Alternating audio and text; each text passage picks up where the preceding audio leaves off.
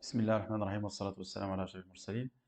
Donc, après avoir parlé du module de réaction du sol, on passe maintenant aux méthodes de calcul des radiers. Donc, c'est quoi l'objectif d'une étude de radier? Qu'est-ce qu'il faut vérifier? Quelles sont les étapes qu'il faut mener pour bien justifier la stabilité d'un radier?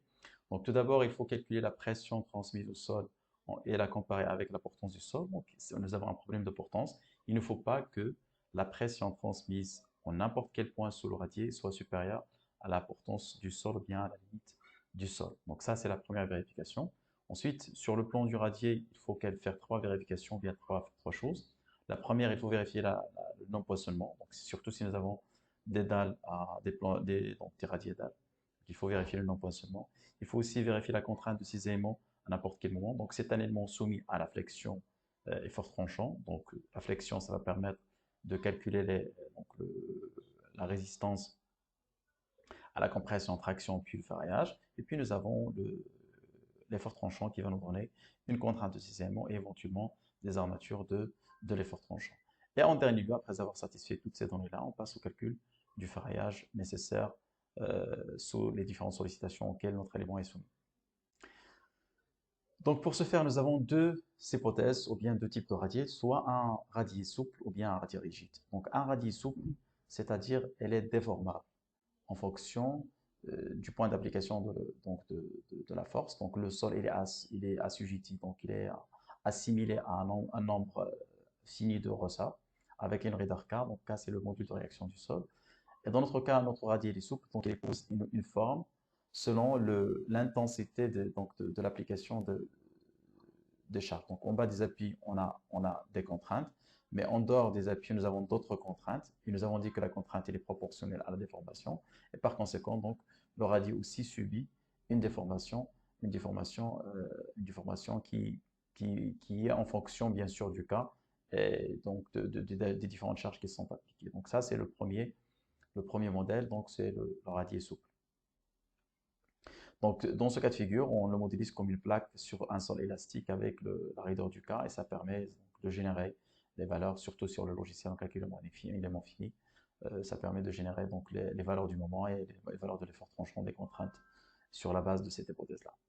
Nous avons l'hypothèse d'un radier rigide. Donc, lorsque l'épaisseur ou bien les éléments, nous avons suffisamment de nervures dans notre radier, il se comporte comme un élément rigide. Et dans ce cas de figure, le radier il est peu déformable. On ne peut pas dire qu'il n'est pas déformable. Donc, bien sûr, il y aura une petite déformation, mais elle est très minime par rapport à la déformation du sol. Donc, dans ce cas de figure, la contrainte qui est transmise au sol, elle est linéaire. Donc, si nous avons des charges parfaitement symétriques, la contrainte en bas du radier sera parfaitement uniforme. Mais si nous avons des charges qui sont différentes, bien sûr, on aura un diagramme trapézoïdal volumique. Donc ça, c'est un peu une approximation pour dire que c'est une variation linéaire de la contrainte en bas du radier. Donc dans ce cas de figure, il y a un déplacement d'ensemble en bas, donc pas de déflexion, pas de déformation dans le radier. Le diagramme est linéaire de pression. La résultante des forces appliquées sur le radier coïncide évidemment avec la pression de la réaction du sol. Donc nous avons, ça c'est action-réaction. Le diagramme de pression est par contre uniforme si la résultante des forces appliquées est centrée. Voilà. Donc on a déjà parlé de ça. Donc si la résultante des forces est centrée sur le radier, bien sûr on aura une contrainte qui est uniforme. Mais dans la majorité des cas, donc les cas courants, les efforts qui sont ramenés par les différents appuis ne sont pas les mêmes. Par conséquent, la résultante ne sera pas centrée et on aura donc un diagramme qui est trapézoïdal dans les différentes directions du radier. Donc ça c'est le deuxième type de radier, qui est le radier rigide. Donc, pour ce qui est méthode de calcul, ça c'est juste une approximation pour un peu voir comment on imagine le comportement selon les deux hypothèses. Donc, pour un radier souple, nous avons les charges qui s'appliquent sur les poteaux. Nous avons une modélisation du sol comme un sol élastique avec une radar K.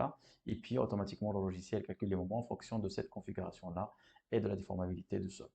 Dans le deuxième cas, c'est comme si on suppose que les poteaux sont appuyé en haut. Et puis, c'est comme si nous avons une dalle qui est inversée, qui est soumise à la réaction du sol.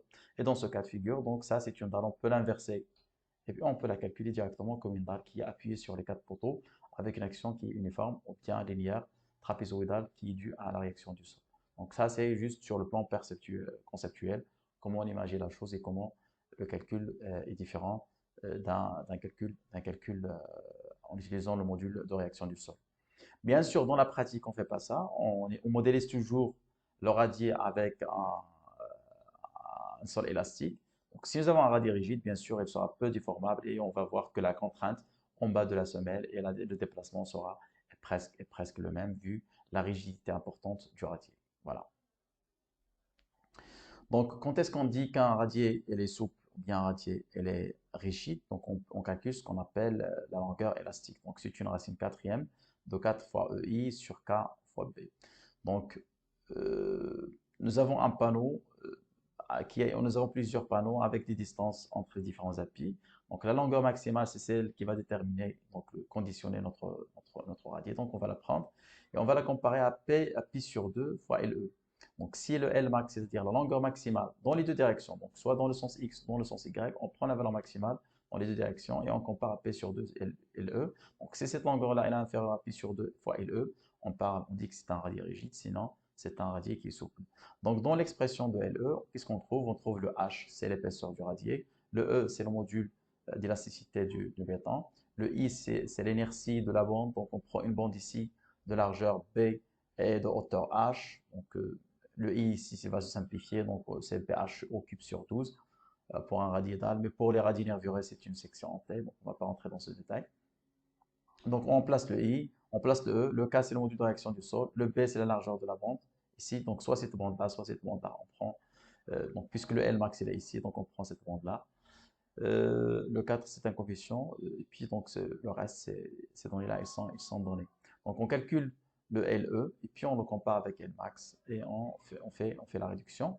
Et cette formule-là permet, peut-être si je veux, par exemple, calculer un radier sous l'hypothèse rigide. Donc, je vais partir à partir de ce point-là. Le Lmax, il est connu. Donc, je vais supposer que Lmax est inférieur à 2 sur LE. Et puis, à partir de cette expression-là, je peux dégager le H qui est notre seul inconnu. Donc, le L est connu, le K est connu, le P est connu, il se simplifie. Et puis, on va dégager la valeur de H qui va me permettre d'avoir un radier qui est rigide. Donc, sous cette hypothèse-là, je peux dégager une valeur de H qui va me donner directement un radier qui est rigide. Donc ici, nous avons pour le cas de section T, donc ça c'est les dispositions de l'Eurocontrol qui va nous permettre de calculer quelle est la largeur effective à calculer pour la poutre en T. La hauteur ici, c'est un prédimensionnement qu'il faut faire.